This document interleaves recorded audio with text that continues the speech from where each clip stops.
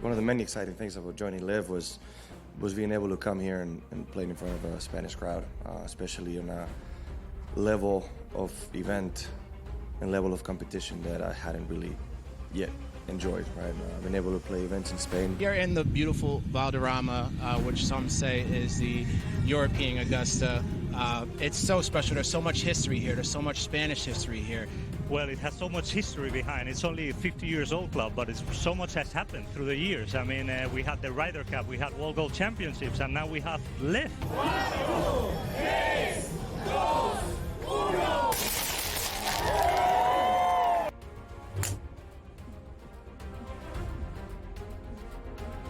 I feel like when there's this wind in this golf course is so difficult that it's equally stressful no matter when or where you're playing it.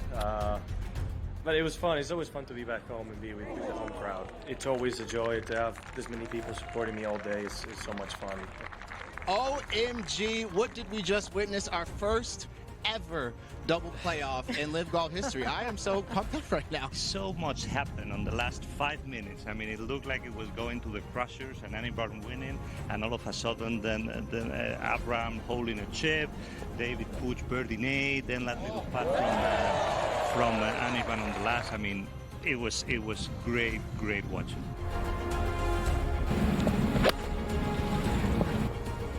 You know, it's really amazing to be able to do it in your home country, in front of my family, in front of so many friends, and on my favorite golf course. So it's obviously super nice.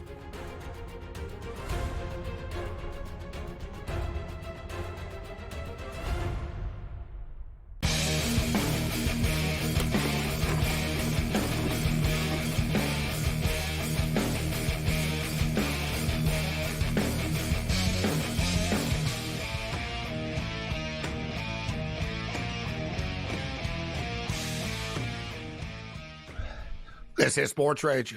I am Morency. We'll get Rob out in a minute. We got one of Rob's colleagues coming up. Tony Finn, Rob, tonight. Any message for one of your colleagues? Always unpredictable when Tony's coming up. Yeah. Just tell him I love him, Gabe. So in fact, me and Tony Finn are going to the LSU USC Trojan football game. Oh, look at this. Oh, wow. So Shea Patterson just dumped it off, and they did their little yard after catch. Ajo, I like this guy a lot. He's good. A Joe. Raw kid, Canadian kid. But big play. They just dumped it off, and he picked up about 60 yards. It's on the Winnipeg 32 right now. And is there any way possible? No, it's still 16-6. God, that last fumble was brutal. I could have used a 16-16 tie. I'm still wondering how I can make that LSU USC game with you and Tony Finn. I got to make travel arrangements. Oh yeah. So it's Labor Day weekend. It's September 1st. So there's August 31st. I'm going to enter all the contests on the Saturday, and then the Sunday I'm going to go to the game. And Teddy Covers is confirmed. And Teddy doesn't leave the house often. You know how I got to buy him a ticket? That's how I got him to go. He was like, no, I don't know. And I told him, I'll buy you the ticket. He was like, all right, I'll come. Yeah, sure. I feel so honored because when I come to town, he shows up for me. But Teddy's a good buddy for a long, long time. Yeah, no, I'm all kidding. I saw Teddy last time I was there. But so, yeah, no, I'm all kidding aside. Because once the season starts, it's kind of tough. But there's a couple of spots. The Buffalo Bills are playing in Seattle on October the 27th. I'm going to go to that game. It's my due diligence. Like, I haven't been to a Seahawk game. I've been here for a couple of years. And it's like 2 hours away, an hour and a half, like whatever. It's close. Right. So I got to do it. And the Michigan Wolverines are playing the Washington Huskies, actually, on October the 5th. So I think that's another one as well. That's the one I'm a little bit more apprehensive. I know there'll be like the Bills Mafia is everywhere, but I don't want to get attacked by a bunch of frat boys. Like, we beat Washington in a national championship game. One week I go there, we beat them again. I have a few too many drinks. I'm walking around a Michigan jersey. Next thing I know, I get drowned in the lake outside that stadium, Cam. You know what I'm saying? York fan, nah, they're different. They're just going to get stoned and have a couple. Raider Even people fan, told me, they're like, dude, the they're not like, it's not as peaceful at watching games you think. They're like, don't wear Michigan gear. Like, people have told me, don't wear Michigan gear if you go. Like, I didn't expect that from Husky Nation. And I didn't know. I didn't know they were so mean. Ghost of Don James. Amazing, Vito. Michigan and Washington have a nice, Rob. Are you buying into Washington this year, Rob? We got a minute here before I let you go. We got the affiliate coming up. Washington's win total this year, 7.5. People think like, oh, the sky is falling because DeBoer left, but you guys saw Fish really did a great job last year with Arizona. This guy can coach, man. Former Michigan coach, actually. You know, the only thing I don't like about Jed Fish is always the first season because his scheme is so complex. Arizona got it after a little bit, and his college career hasn't been filled with a lot of success because it's more of a pro scheme that is complex. So I'd probably lean more towards Washington's second season under his system, but we'll see. That's just me with Jed Fish. I don't like him first time out. All right, I look forward to breaking down more college football with you, Rob. Just a random one. Wake Forest over 4.5, guys. Thanks, Rob. Later, guys. Have a good one. Let's roll. Level 3's begun. This is Sports Rage. I am Gabriel Morency, the Pittsburgh Players, the Hustlers, the people that bust them. Tony Finn will step up and everybody else in between. Tony's like all of like the above that I just mentioned. You never know what's going to happen with Tony Finn on the radar. We've got Major League Baseball is back. Countdown to the Olympics. We've been talking a lot of college football this evening on the program. CFL football as well. Cam, the Houston Astros are leading the Seattle Mariners 3-0 tonight. I didn't end up playing a side to this game, but I like the under 7.5 in this game. We played the under and 3-0 Astros. But I'll tell you what, the Astros are only a game back of the Mariners, and now they're going to be tied for first place. The Astros are about to overtake Seattle and about to win this division. We saw this coming, Gabe. We talked about it weeks ago. This team got on a heater, and that's the thing. The Astros are still the Astros. They're getting better pitching now. They're getting healthier, and it's scary. Great. This game has been 3-0 for a long time, too, Morency. It opened up and then just pitching duels, so hope you hit your under there. And the story of the night tonight was I'm putting in a bunch of bets. We're losing on the CFL games. We're about to start the show. The baseball games are starting. I'm on my phone. And I got bad eyesight. I can't, I miss betting on a computer. Everything's on a phone now. It's super annoying. So I bet the under of the Mariners game properly, but I tried to bet on the LA Dodgers to beat the Boston Red Sox tonight. And by mistake and an accident, I took the Oakland Athletics. And I noticed, like, about 10 minutes later, because I was looking at something, and I'm like, what the hell's this? I see Oakland in my account history. I'm like, Oakland? Oakland what? So I'm like, Oakland Athletics. I didn't even know who the Oakland Athletics were playing, Cam. I'm not going to lie to you. Wasn't even like, I didn't even know who they were playing. So I look, I'm like, why are the Oakland Athletics in my account history? And I look, and I don't see the Dodgers, and I'm like, oh, my God. I took the Oakland A's instead of the Dodgers. Well, I'll tell you what. Boston are winning 1-0 right now in the bottom of the seventh inning, and the Oakland A's are up 13-3. It's a rout. Great bet. I love Oakland tonight against the Angels. Winning by 10. Alternate line. Sometimes that's crazy. The fact that you like the Dodgers and they're losing, and like, Oakland, good thing you didn't cash it out because, it is the Angels. So that's good news for the Oakland A's. Good one. Save some money. Compared to the money I'm getting killed on the football game tonight, it's really just sort of a... You know what it is? It's like losing thousands in a casino, Cam, and I just got a free dinner on the way out. They're like, all right, here you go, sir. Yeah. Hey, man. I got to be honest with you. The CFL games went 4-0 to the over last week, so a couple unders were due, but I think the other games allowed to the under. Yeah, exactly. The other games, I think, could go 2-0, but the first two definitely under tonight. A lot of good defense by the Riders. And here's another fumble, and the game is coming to an end. 50 seconds left. The Rough Riders are about to win 19-9. Ugly night in the CFL tonight. So speaking of ugly, it's been ugly at the Open Championship. Yep. A lot of big names had some big-time problems this week at the Open Championship. But there's also some big-time names that are still playing. Shane Lowry is at the top of the leaderboard right now, Cam. But one player that I see lurking, and the odds makers aren't like oblivious to this, is Scotty Scheffler. What? Scotty's 5 shots off, and that's far from unmakeable, right? Being 5 shots off with 2 days left. Still a lot of golf left. And one guy that I'm kicking myself for not grabbing, because I have taken this guy at the Open Championship before, and I've taken him at the Masters before, but I kind of forgot about him because he's never really around, is Justin Rose. Cam, he's like one of the, like a dude that wins the Masters. Justin Rose will be good at the Open Championship until he's like 60 type of deal. Sort of like Freddie Couples at Augusta. Yep. Like Justin Rose can play these courses blindfolded. No, the thing about Justin Rose is he's just smart and older now. He knows what to do in these types of courses where other guys like DeChambeau, hey, buddy, your calculations don't work at Troon in Scotland, man. It's not about power. You have to use your brains, and you have to figure out what part of the green to hit. That's the whole thing. I'll tell you one thing. You see the line for Scheffler? He's right there. The books are only giving you 4-1. They're not stupid. But I'm going to tell you this, Gabe. Bad weather for Shane Lowry equals that's good news for him. If the skies clear up, that's bad news for him. Guys like Scheffler and other guys that can go low. Lowry won in bad conditions. He's a guy from Ireland that doesn't mind the rain and the sleet, and he's got a low ball flight.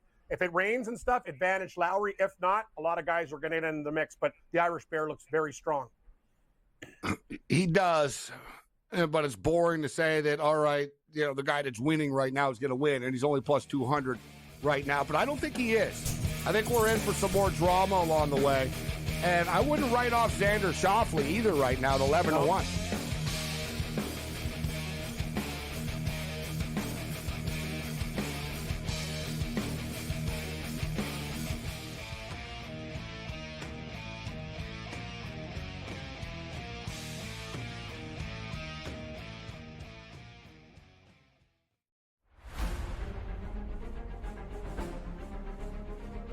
One of the many exciting things about joining Live was being able to come here and play in front of a Spanish crowd, especially on a level of event and level of competition that I hadn't really yet enjoyed, right? I've been able to play events in Spain. Here in the beautiful Valderrama, which some say is the European Augusta, it's so special. There's so much history here. There's so much Spanish history here. Well, it has so much history behind. It's only a 50 years old club, but so much has happened through the years. I mean, we had the Ryder Cup, we had World Golf Championships, and now we have Live. 1, 2, 3, 2, 1.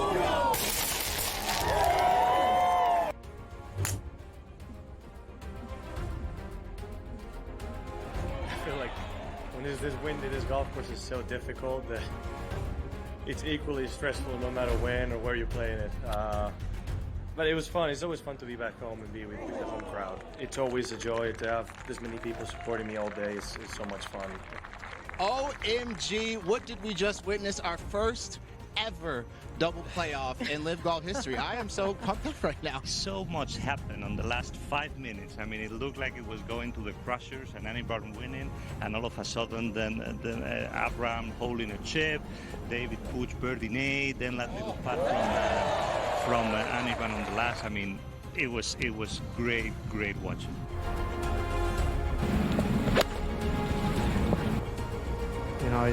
It's really amazing to be able to do it in your home country, in front of my family, in front of so many friends, and on my favorite golf course.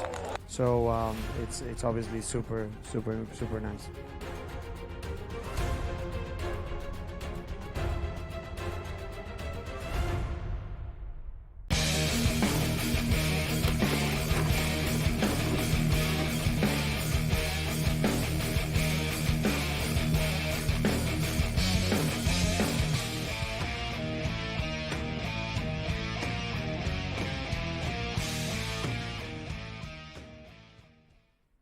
This is SportsRage. I'm Morency, the Pistol Players, the Hustlers, the people that bust them, and everybody else in between. Let's do this thing. I just got drilled on 2 CFL football games tonight. I can't really complain. I've been, we came into tonight with a 48-25 CFL record. I won 23 more bets than I lost. But we went big tonight, and we started to get angry after we lost the first game. We're not used to losing in the CFL. And truth be told, right now, I have the exact same feeling as I do after like a bad Tuesday night MAC night or losing on a stupid, bad Thursday night NFL game. When you know, you're like, this game is a trap. It's a Thursday night. And you're just on the wrong side. And then you ponder after. You're like, oh, why did I go so big on a bunch of MAC teams on a Tuesday night? But you've got to roll. Like, you've got to learn how to lose as well as learn how to win along the way. We got a game. We've got a game tomorrow night. Can't always just win. Otherwise, there's an episode of The Twilight Zone like that. Buddy got shot in an alley. He was a hustler criminal. He got shot in an alley.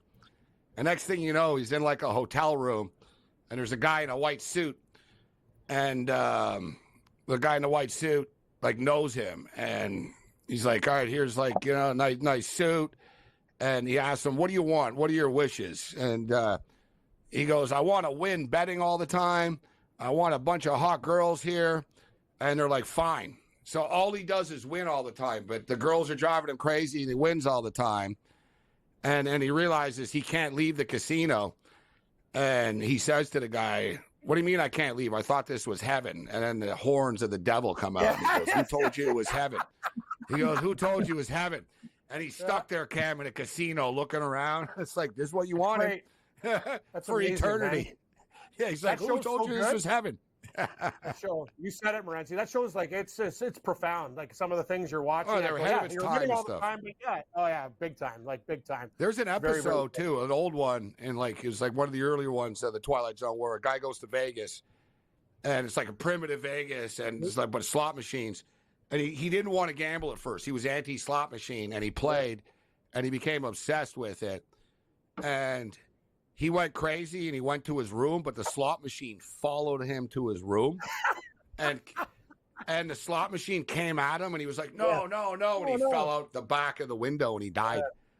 And it was like, then the voice comes in, the one-armed bandit can sometimes be deadly in the Twilight Zone. It's like, whoa, Yeah, and this guy's like, he's like, yeah. It's like Vegas was even built barely then. Like, let's bring in Tony Finn, who's seen it all in Vegas. What's up, Tony?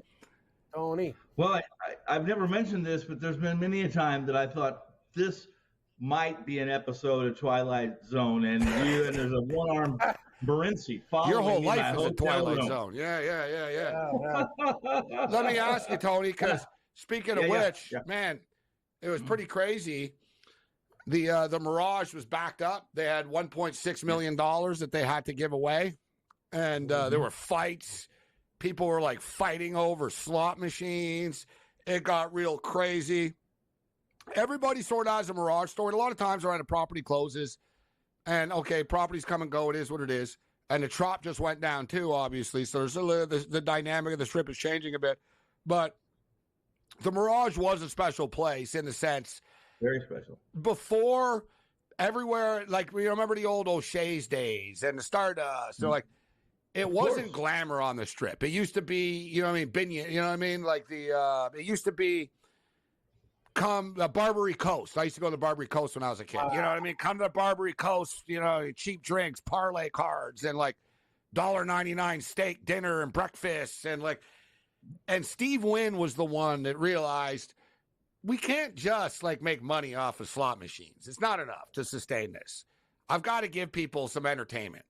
And the Mirage at the time, Tony, I don't have to tell you, but like that was kind of the first sort of, you know, the volcano and the shows and Siegfried and Roy. And so I saw like Derek Stevens, even from the Circa, put up a banner on the Circa thanking the Mirage for their contributions to the city and stuff. And the Mirage really did change things, Tony. It really was the first of the luxury resorts on the strip. And you got to tip your cap to it. It's definitely a piece of Vegas history. In the mid-90s, there was, unless you had permission and you were considered maybe a pseudo whale or a whale, whatever you want to call yourself, rich, right? The Mirage would take 5 large. That was the largest play you could get down. It was at the Mirage. Great point, too. The Mirage used to take big bets. They took the 42-1 bet on Mike Tyson even. And it was Jimmy Vaccaro that started. He was the original odds maker there, Tony. The house that Jimmy built. And I got some stories from Mirage. Joe Theismann stories because Theismann loved the Mirage in the mid-90s. That's where he hung out. And some funny stories when I remember he walked in once and something happened on the screen, right? And everybody in the book went crazy. And we all know Joe Theismann. He thought they were cheering for him as he walked through. So he was kind of bowing and that's you? Yeah, me. No. So Joe turned around. Hey, everybody. I'm here. I'm here. I was going to say, too, you mean Joe Theismann? He actually changed his name to rhyme with Heisman. Joe Theismann. That's when you know you're vain, Cam. I'm going to change my name to Theismann to rhyme with Heisman. Big time. That's a great story, Tony. Yeah, that's a great story. And of course, you know, I see the movie. It's on all the time. The Vegas Vacation, Chevy Chase. It was at the Mirage, and it was sort of a big deal at the time. And the Mirage was the property. Oh, we're going to film the movie at the Mirage. And my Mirage story is, was like right when it opened. When did it open? 1988, 87, 88. So my story would have been like 88, 89. Yeah. So I think that's about right. I was underage, technically. You had to be 20. You had to be 21, right? So I was living in Hollywood, like in a band, and like you're living a music life. But I was a degenerate gambler, and I thought it was the greatest thing ever. We used to go to Vegas, and I remember I went to Vegas, and I was like 18 years old, and it was the preseason, and I went to the Flamingo Hilton. And I was all like, I don't know if they're going to like ask me for ID or anything like that. And they didn't. So I got my bets in at the Flamingo Hilton. I was all stoked. I went down to Fremont. Fremont, I got kicked out of everywhere. Like they actually were on top of it at Fremont. They were like, kid, like you got to leave.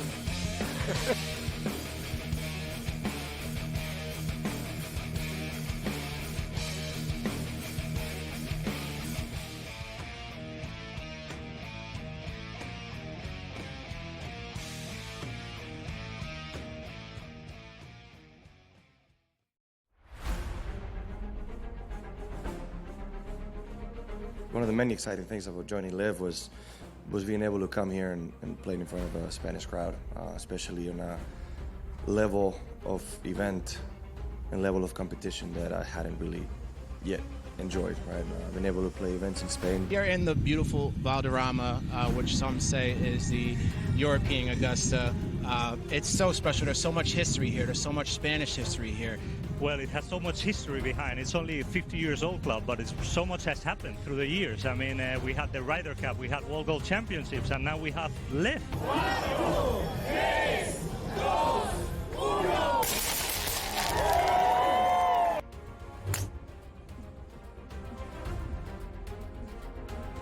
I feel like when there's this wind at this golf course is so difficult that it's equally stressful no matter when or where you're playing it. But it was fun. It's always fun to be back home and be with the home crowd. It's always a joy to have this many people supporting me all day. It's so much fun. OMG, what did we just witness? Our first ever double playoff in Live Golf history. I am so pumped up right now. So much happened on the last 5 minutes. I mean, it looked like it was going to the crushers and Annie Barton winning, and all of a sudden then Abraham holding a chip, David Puig birdie, then that little putt from Annie Barton on the last. I mean, it was great watching.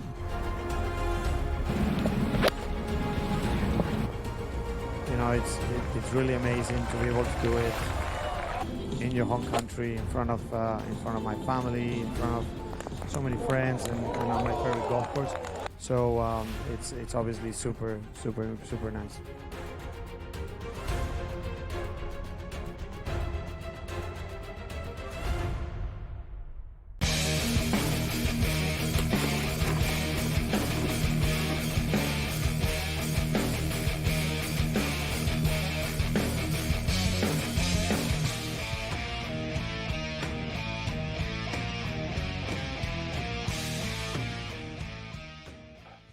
This is SportsRage. I'm Morency, kicking it with Tony Finn.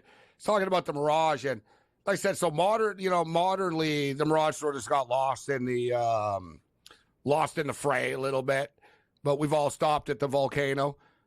Last time I was at the Mirage, I saw Kathy Griffin. I saw Kathy Griffin live. She's fun. I'll tell you what, like I did not go voluntarily.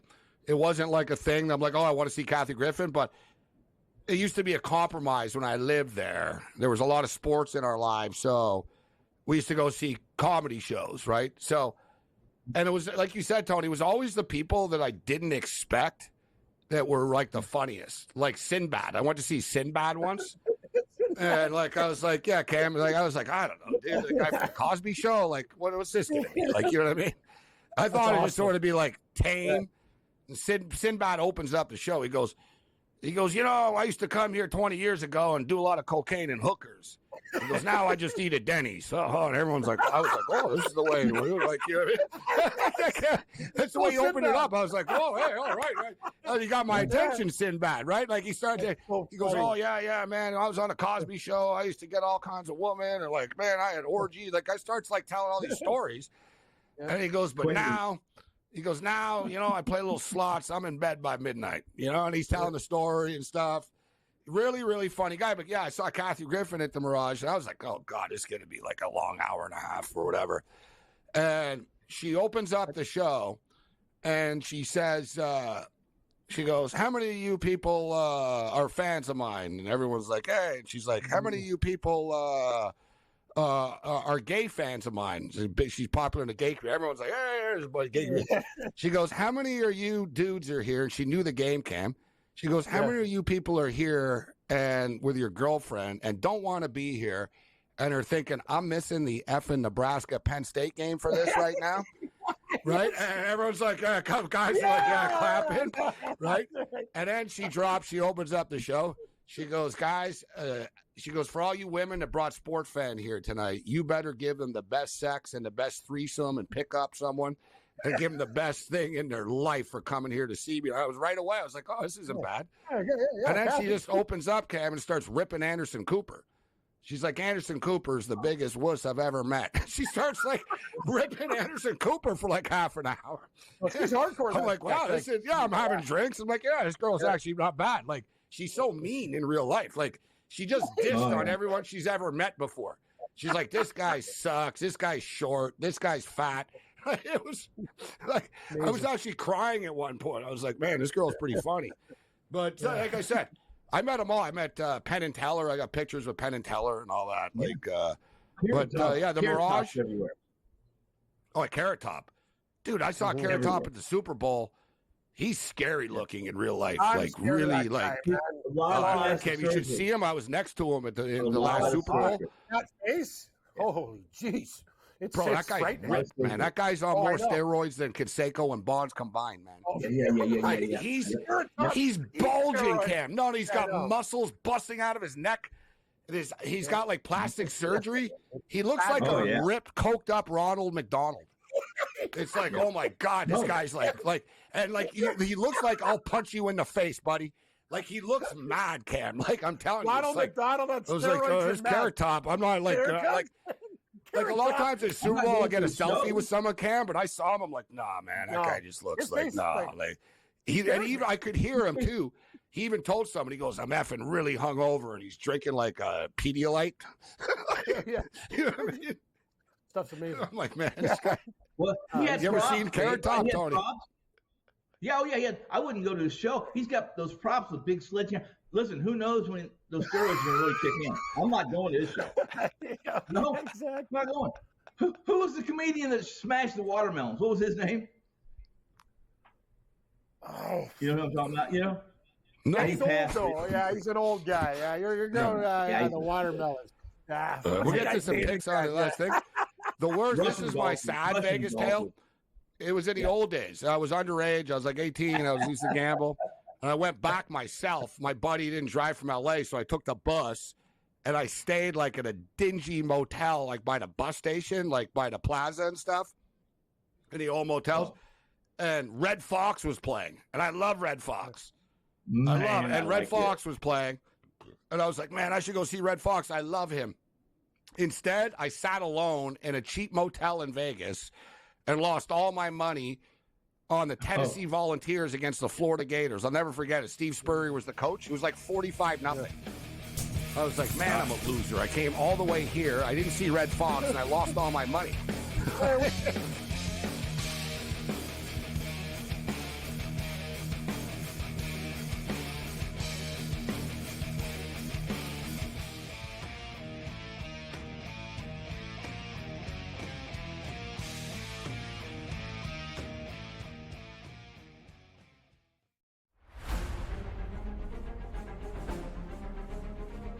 one of the many exciting things about joining Live was being able to come here and play in front of a Spanish crowd, especially on a level of event and level of competition that I hadn't really yet enjoyed, right? I've been able to play events in Spain. Here in the beautiful Valderrama, which some say is the European Augusta, it's so special. There's so much history here. There's so much Spanish history here. Well, it has so much history behind. It's only a 50 years old club, but so much has happened through the years. I mean, we had the Ryder Cup, we had World Gold Championships, and now we have Live. 1, 2, 3, 2, 1.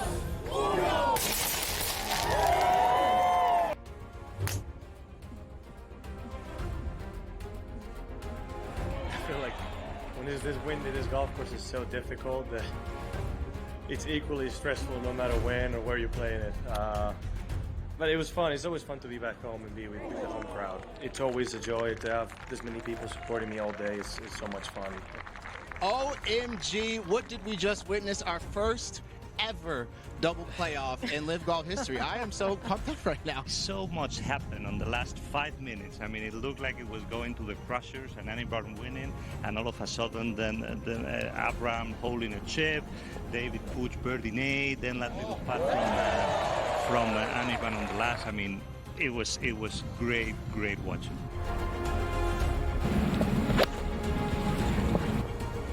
You know, it's really amazing to be able to do it in your home country, in front of my family, in front of so many friends, and on my favorite golf course. So it's obviously super nice.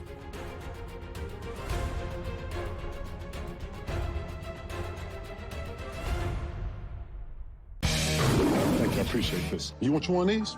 I'm good, KG. You want your ginger shot? I'm good, man. I'm good. I need some positivity today.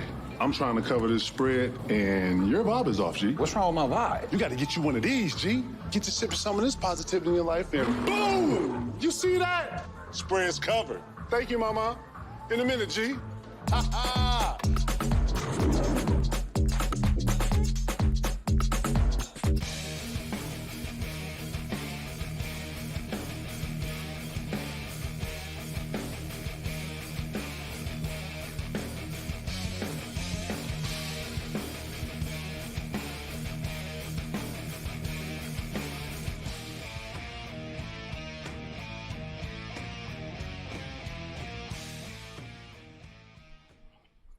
All this talk about Vegas and properties. If there's one place to go, it's the MGM Grand.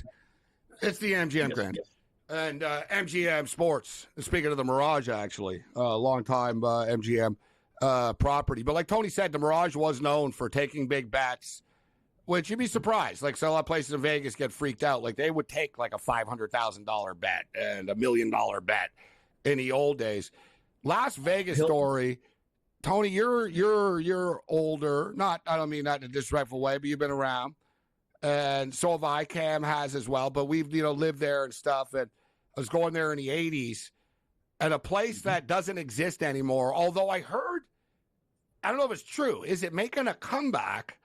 Is Leroy's Sportsbook, and Leroy's wasn't a real, wasn't in casinos or anything. This is when I went, like I said, I was like 18, 19, like 1987, 88 era and stuff. And I stumbled in because, like I said, I got kicked out of everywhere on Fremont. Like, they were on top of me, man. They had security guards and stuff. And, like, I was playing a slot. I got a tap on the shoulder. Freddie Freeman just hit a grand slam. Dodgers up 4-1. Yeah. They've been losing 1-0 all night. Freddie Freeman just hit a grand slam. Wow, 4-1. Bottom of the eighth inning. That's you parlay the I'm Dodgers with -2 on that. I'm -2 on that, Gabe. Yeah, there you go. You got the Dodgers -2? Nice. 207. Yeah. You and your alt line. You love baseball alt line bets, eh? No, he doesn't bet teams to win. He only bets them minus runs. Plus money. Over time, Gabe, it's actually a smart bet. It's hard to do, but think about all the times he hits the plus. So he's already got two and change in the bag, right? It takes. It's a good idea with the Dodgers too. They don't win by one run. They either lose or beat you by multiple runs. Good point. That's right. Yeah, I had a nice same game tonight, plus 700 for 2 units too. It was nice. It was a nice catch. So this one comes home with a pretty good day. Pretty good day. You know what? This is actually a big win for the Dodgers. Things have been kind of rough for them going into the All-Star break. Yes. They win this game. They just need one more. You win the series, right? That's the whole thing. Just sort of survive. Mookie comes back. Yamamoto comes back. Kershaw comes back. It's all about the playoffs. I didn't like it, Gabe. I didn't like it. Plus, they were minus 170 on the series price, but you see this pitching tomorrow on Sunday, and I said, minus 170? This Red Sox team's capable, so I couldn't do it. Now, if I had to go back, I probably would do it. Now, I'll take a 1-0 lead with 2 games to go. I don't care who's pitching. Like you said, it's the Dodgers. They'll if they're going to win, they're going to win big. Oh, yeah, the Dodgers. You know, Cam, it's bad when they're down to Robazinski here. Robowski? Yeah. Hey, Robowski, you're in. the big Whenever we get into these names like this, I always get a kick out of it. Like it's like we're putting the Polish guy in now. Hey, Robowski. Yeah, they're like the Winnipeg Blue Bomber receiving corps, Wolotorski and Dembski. Yeah. You've got to have you've got to be from the MAC and be from like Ohio or like a mob. You're like, is this the best you got, Gabe? Is this the best we got? This is coming out of the All-Star break. Yes. Wow. You like this tonight? Wow. You know it's bad. When we came out of the All-Star break, it was like, all right, hey Stone, you're up first. Yeah. Stay away from the gate. No, but I'm watching, like I said, I see some of these mainstream shows. They never really talk too much baseball. You know, they'd rather talk about like LeBron in the middle of like whatever. But like they don't talk too much baseball. But I've noticed a lot of Dodger bashing. And like, oh, if you look at the Dodgers record, they're 18-18 their last 36 games. I'm like, do you guys even watch baseball and realize that like they're pulling guys up from like the street here in the parking lot at Chavez Ravine to pitch? And look, boom. They're just sort of buying time, but they are lucky that the division isn't so competitive. San Diego got murdered tonight, Tony, by Cleveland. Yes, I agree. Yeah, I know. Listen, Cleveland. And Arizona are down this year. San Francisco are down. Like, Dodgers are really good. Look, they're 26 games over 500 or whatever. But let's be real, Cam. Their division is weak this year. They got Colorado. They got Arizona. Like, the division's down this year. San Francisco. Arizona. They can weather the storm because the teams that they play there are junk. So, yeah, it's actually very fortunate. But when they get everyone back, they're going to be lethal. Pretty simple. All that matters is the playoffs. Tony and his buddy, the commish, only judge Dave Roberts on what happens in October and November. How's the commish doing anyways? We quit judging. Dave's dead for me. He's dead to me. He's dead to me. It's a little harsh. What? You know what? You bet on him tonight, -2 runs. Do you see this guy? I know. He comes on the show and bashes the Dodgers every Friday, but bets on him every night. You're a closet Dodger fan, Finn. Just admit it. Well, I'm not. No, it's I'm not a good strategy. I'm a damn fan. It's a good strategy. He's like, no. Yeah, I'm with you. Look, I like. Who's my favorite team? You guys, you know my favorite team. My favorite team. Team I have no voice. Means every 5 minutes. Every 5 minutes, my favorite team. Oh, yeah, that's your favorite team is the one that's winning. Yes. Let's keep the lead. We don't have much of a bullpen either, so come on now, hold the damn lead. You're not as bad as Teddy though. Teddy has that cold like. You have some sentimentalness. Like Teddy's like, I don't care about any team. I have no joy in any like. I told him I feel sorry for you. Because he told me, he goes, I was happy to see how happy you were at the Rose Bowl with Michigan. I told him, I said, you just hate life, don't you, Teddy? Yeah. He's like, you know what I mean? You can't even just say, like, remember I told you, Ken, I told you, he's bitter against the university, and it came back to, like, loan, like, whatever. Like, he's got a thing. Some people love Michigan. Some people have a grudge against them after. That was the best. Teddy's on Team Grudge. Said him and the Unabomber. Unabomber, exactly. Savransky and the Unabomber. Hate Michigan. I hate to say I don't know a kid about it. I'm just saying that's what set off the Unabomber. He was supposed to get he was going to become a professor at Michigan, and they told him, you're too crazy. You can't be a professor here. And then he was like, all right. He started sending bombs to universities. All started in Ann Arbor. He wrote that manifesto in that crazy shed, man. It's big, long one. Just go into any bar and order a Severinsky. Go in the bar and say, listen, give me a shot of Severinsky. I got Severinsky. Yeah, the rot gut stuff. The mean. It's like I'm a Bills fan. I'm a Bills fan, and I remember seeing an article once. I was like, how the Buffalo Bills were involved with the created the Oklahoma City bombing. I'm like, what are you blaming the Buffalo Bills for? And the Timothy McVeigh dude was a diehard Buffalo Bill fan. I don't know why, I got to be all these, my teams are creating, very angry fans. So, McVeigh was a Bills fan. He was angry at the government. He was angry at everything, right? He came back from the war. He was upset about everything. But he actually bet everything that he had on the Buffalo Bills to win the Super Bowl. And people said all he really had in his life was the Buffalo Bills. And then the Bills lost the Super Bowl again, and that just set him off after. So there's always a backstory and a history. You got to watch that movie Buffalo 66, Morency. It's about the same type of thing. The family's all Bills, like Bills napkins, Bills tablecloth, Bills, the whole house is like a shrine to the Bills. And bad things happen. Good movie. I'm a lifelong Buffalo Bill fan. Biggest mistake I've ever made in my life, I think. Yeah. The amount of grief that this team has caused me and pain. Our boy Tommy. Tommy's grown up in the Rochester area. Tommy, seriously, it's almost like really, this is what I was born into. You know what I mean? Torture. You have to ask yourself, wow. But hey, maybe one day, maybe one day they break through. Actually, you know what? Every year that the media loves the Bills, I don't like it. When people don't like the Bills, I like them. I like the fact that no one likes the Bills this year.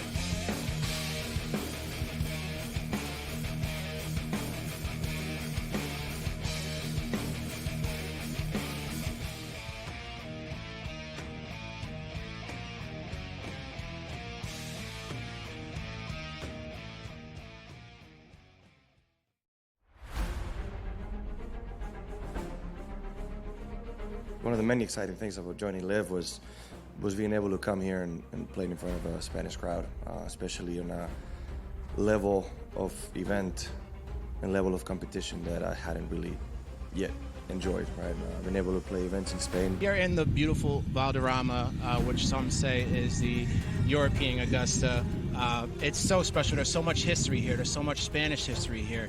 Well, it has so much history behind. It's only a 50 years old club, but so much has happened through the years. I mean, we had the Ryder Cup, we had World Gold Championships, and now we have Live. 1, 2, 3, 2, 1.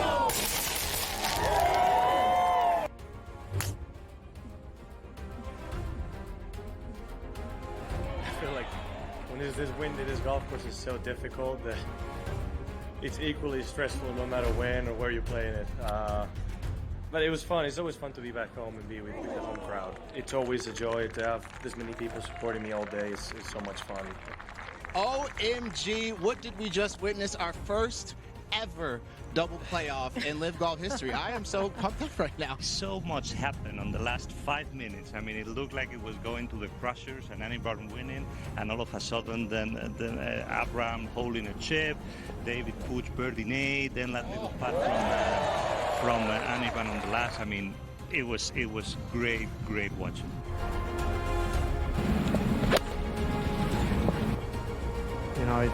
It's really amazing to be able to do it in your home country, in front of my family, in front of so many friends, and on my favorite golf course. So it's obviously super nice.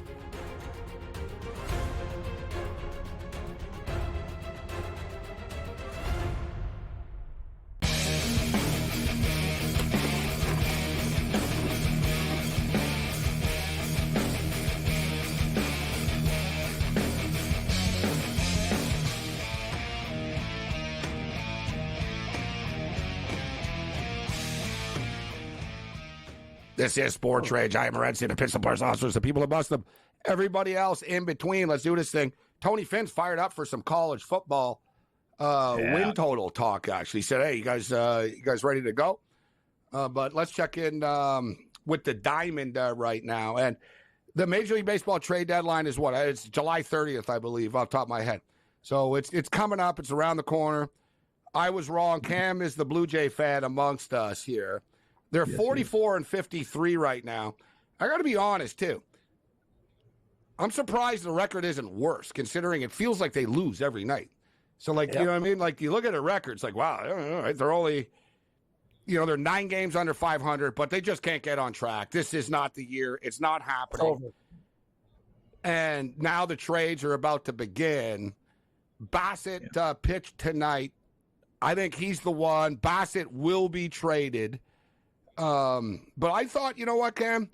I didn't trust them tonight, but tonight was another just sort of symbolic game. First game out of the All-Star break. Hey, listen, are we going to go on a run here? Can we put anything together? At least let's just win 5 in a row and see what happens. Look at the standing. Let's talk in a week if we can go 6-1 this week. Boom. They lose tonight 5-4 to the Tigers. I'm going to be honest with you. How good has Flaherty been? He's been good. You're right, Tony. How is Toronto a favorite?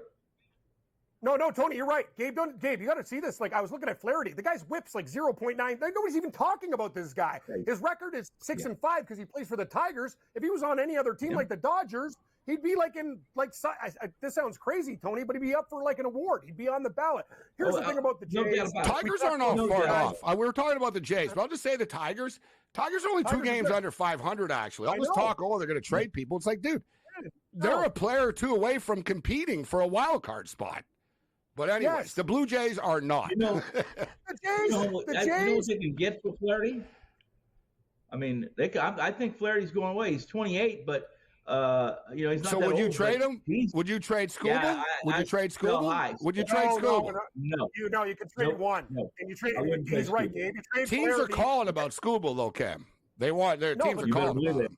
You don't know, but this is the point that I'm trying to make, and Tony understands this. This is the best this guy is going to do. You have maximum value for him now. You will get tons of players for him now. That's when you trade guys. You don't wait. Skubal, they need still an all-star arm. You get Flaherty at his best. You stockpile. That's what you got to do. That's the whole problem with the Jays. They're not trading anybody. They keep on throwing these guys out there, and they're losing. What are you going to get for these guys? That's the whole thing. Left-handers. You know that, right? You're not going to trade a left-hander. Yeah, no, you don't trade none, especially a guy like Skubal. No, Flaherty, Gabe, take a look at the guy's numbers. Like, they'll blow you away. Tony's right. It's shocking. 3, 241, 140 Ks and 115 innings. Yeah. Here are some of the rumors that are out there right now, and not just, sort of ones that are substantial and not surprising. The Baltimore Orioles are all in. They're looking for bullpen help. Right, so there's talk about Mason Miller. They're all over Oakland right now. Oakland's going to be in a big time spot here for Mason Miller. There's going to be a lot. If you're a contender, why wouldn't you want a guy that can throw 103 miles an hour? And he's on the Oakland Athletics. So you're going to say to Oakland, what the hell do you guys want him for? Like, what are you doing? Like, well, we want him. Let's rock. So Baltimore's in, but obviously they're not the only team in. Baltimore also, according to the New York Post, expressing big time interest in Tanner Scott. From the Marlins. The Los Angeles Dodgers thought they were sort of set coming into to the season. They're not right now. The Dodgers reportedly are the close. The Dodgers are linked, guys, to every pitcher right now. Crochet is a big one. Dodgers are like working the White Sox hard for Crochet, Tony. And I'm hearing Dodgers Chris Bassett link talks a lot too. Crochet would be a great. The Dodgers are all in on Crochet, Tony. You're hearing that too, I'm sure. Yeah, I know that, but he doesn't have an out pitch. I'm telling you right now, he gets 2 strikes. He does not have a put away pitch. He's going to be a good innings eater, good left-hander. He's a good player, good pitcher. Don't get me wrong. However, he's not Skubal. Not even close. Not even close. Not many are. No, that's true. No. And the Dodgers are also, word is, if the right outfielder is available, which I'm not seeing a lot of hitters available. There's more pitchers. No, who, right fielder? Oh, no. No, I thought the Dodgers and Flaherty were a good match. If they can get him, they got a bottomless pocket. They can get whoever they want. Depends on whether somebody wants to give it to them. Because price is no object. Let me ask you then, we'll get to some quick football talk too. We'll get Cam's golf picks for the Open as well, what he thinks. Paul Skeens, Cy Young, yes or no, Tony? No. Back it up a little bit. I did say yes or no, so it's my fault. I thought you said we're going to football. Okay, that's my fault. I said yes or no. Yes. This guy. I You follow can't win, eh, directions. Tony? I follow Yeah, directives. I follow directions. Usually you don't, but okay. I think they're going to shut but him down. ideas. I think they're going to shut him down. You're going to get to 100. You can't- They're going to shut him down 130 innings. I think so. Tony, they won again So, tonight, though. You nothing. can't shut them down when you're still like battling. You're in a weaker, like they're maybe later. Oh, you can. I don't think they shut him down. I think they baby him though, and they just pull him early a lot. Yeah. Okay. All right. Let's. I should probably be more confident in those things. I just know that's the. What you say, Chris Sale? That's the. Chris Sale, but as far as Cy Young, he's going to have to be really, really good from here. He's going to be almost perfect. I just think Wheeler's the Cy Young guy. I think Philly wins that division, and he's good the rest of the way. I think he's the Cy Young winner myself. Fair point. More than fair point. He's deserving. Yeah. He's been a hard blue collar guy for a long time. I like him, and I know you do. And the thing with I'm Skeens, not Philly fan. Yeah. And the thing with Skeens is too, with all the hype and everything, and yeah, he's a great pitcher, but he's pitched 66 innings. Right. You know what I'm saying? Like will. Some people in the media like the hype, and they're going to go with the story. But I'm already catching on that a lot of the numbers guys are like, you know what? He's actually like the 10th best pitcher in baseball. When you get into his WAR and you get into the real analytics and stuff. But I've never been a big WAR guy. Mike Trout had the best WAR in baseball. How's that helping the Angels?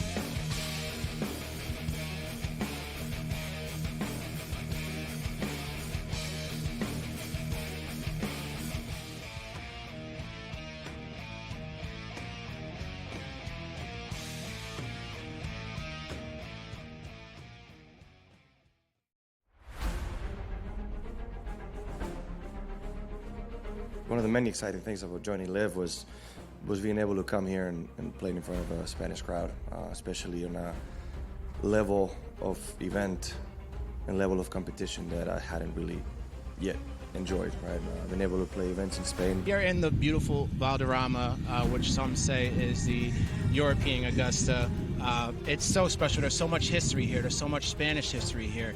Well, it has so much history behind. It's only a 50 years old club, but so much has happened through the years. I mean, we had the Ryder Cup, we had World Gold Championships, and now we have Live. 1, 2, 3, 2, 1.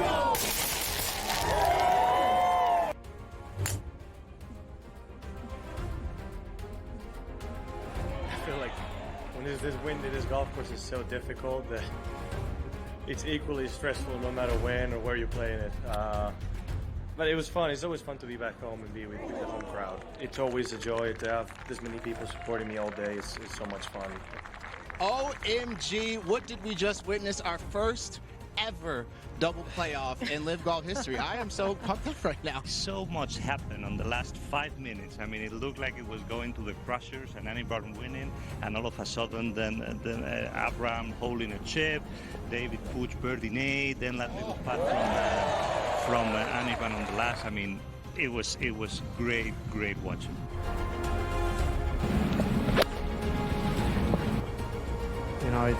It's really amazing to be able to do it in your home country, in front of my family, in front of so many friends, and on my favorite golf course.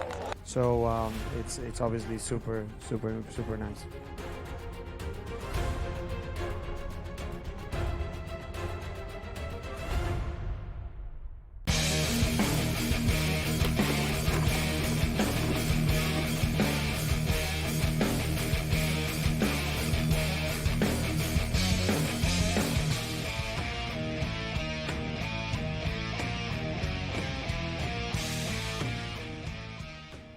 This is SportsRage. We're into the home stretch here right now.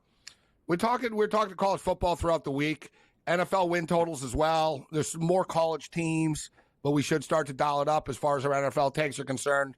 We discussed it earlier. Well, we've been talking NFL all week, actually, but we focused in on the Carolina Panthers. So let's let Tony give a crack at it. We got to be fast, though, so I'm going to go rapid fire. Tony, Carolina Panthers, over under 5.5 wins. Over. There we go. Whoa! I love this guy. Yeah. Over. Over. Yes, Tony. Over. Over. And listen, Me and you versus the world, Tony. Guys, 17 game schedule now, baby. 17 game schedule. Yeah, they played 17 games last year. They won 2 of them. Well, yeah, but there's over. I'm with Tony. The key is the Saints. If the Saints crap the bed, which I think they're going to do, I think the Saints stink, and Carolina can sweep them. Gambler likes it too. I agree.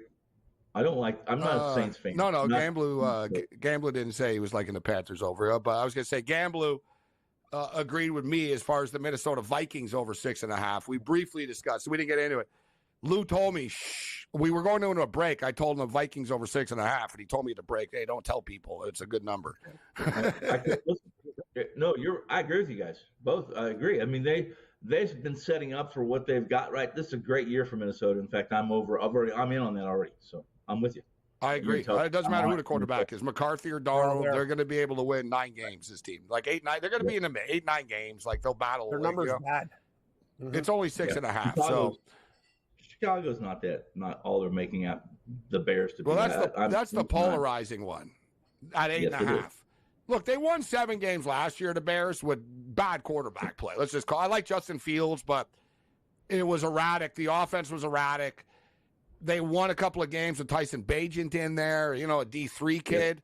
Yep. So there's a big upgrade. But at the same point in time, and I like Caleb Williams, but people are acting like Caleb Williams is like going to walk into the NFL and just light it up or something.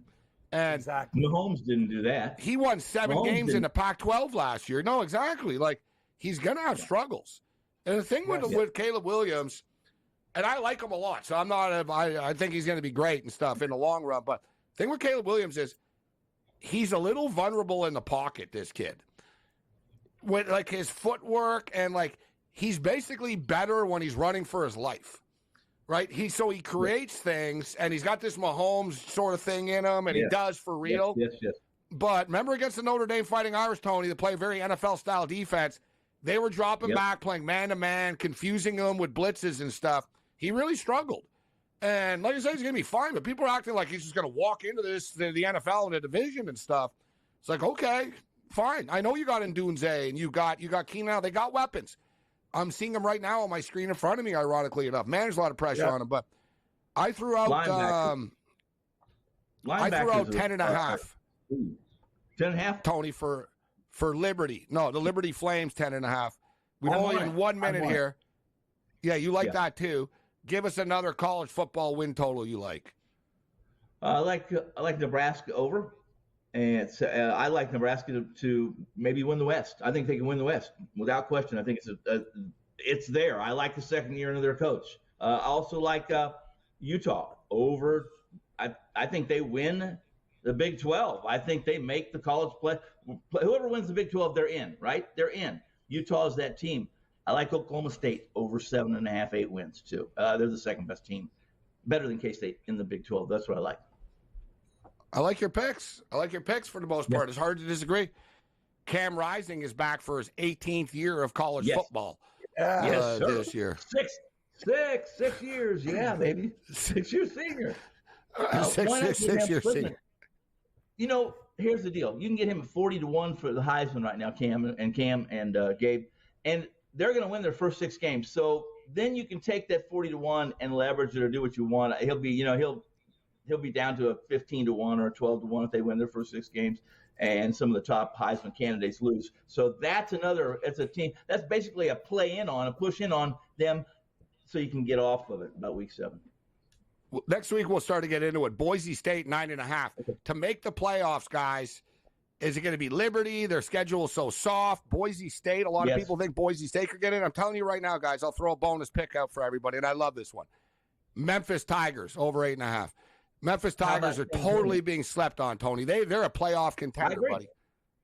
Well, I agree. That Mountain West, San Antonio, Memphis, Boise. Those are the 3 teams. UTSA are sort of one of those dark horses. Cam, who wins the British Open? You say Shane Lowry? Shane Lowry, wire to wire. I'm going to say Xander Schauffele.